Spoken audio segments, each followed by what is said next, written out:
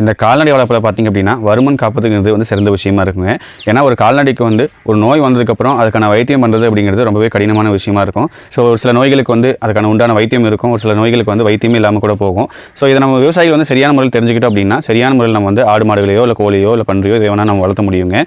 So அதுக்காக நம்ம என்ன பண்ணியிருக்கோம் அப்படின்னு சொல்லி பார்த்தோம் அப்படின்னா வார ஒரு முறை வந்து கால்நடை மருத்துவரை சந்தித்து ஒரு நோயை பற்றி முழுமையாக வந்து விலாவரிக்கலாம். அதோட அறிகுறிகள் எப்படி இருக்கும், அந்த நோய்க்கான காரணம் என்ன, அது வராமல் எப்படி தடுக்க முடியும், வந்ததுக்கப்புறம் அதுக்கு வைத்தியம் இருக்கா இல்லையா அப்படிங்கிற எல்லா விஷயங்களும் வந்து விலாவரியாக விசாரிக்கலாம். அப்படிங்கிறதுக்காக நம்ம ஒரு சீரிஸ் மாதிரி ஆரம்பிச்சிருங்க. வாரம் ஒரு நாள் அந்த வீடியோ கண்டிப்பாக நம்ம சேனலில் வந்து வருங்க. சரிங்களா? முதல் வாரம் நம்ம எந்த வீடியோ போட்டிருக்கோம் அப்படின்னு சொல்லி பார்த்தோம்னா ஆடு மாடுகள் வந்து நம்ம மேய்ச்சலுக்கு விடும்பொழுது அந்த புல்லுக்குள்ளே வந்து கம்பியோ இல்லைனா வந்து ஊக்கியோ இல்லை ஏதாவது ஒரு பின்னோ வந்து கிடக்கும். அது ஆடு மாடுகள் தெரியாமல் வந்து சாப்பிட்றோம். அப்படி சாப்பிட்றதுனால என்ன ஆகும்னு சொல்லி பார்த்தோம் அப்படின்னா அது வயிற்றில் போய் இல்லை குத்தி அந்த இடத்த வந்து சீல் கோக்குறது, இல்லை நெஞ்சில் குத்தி சீல் கோக்குறது, அந்த மாதிரி விஷயங்கள்லாம் நடக்குங்க.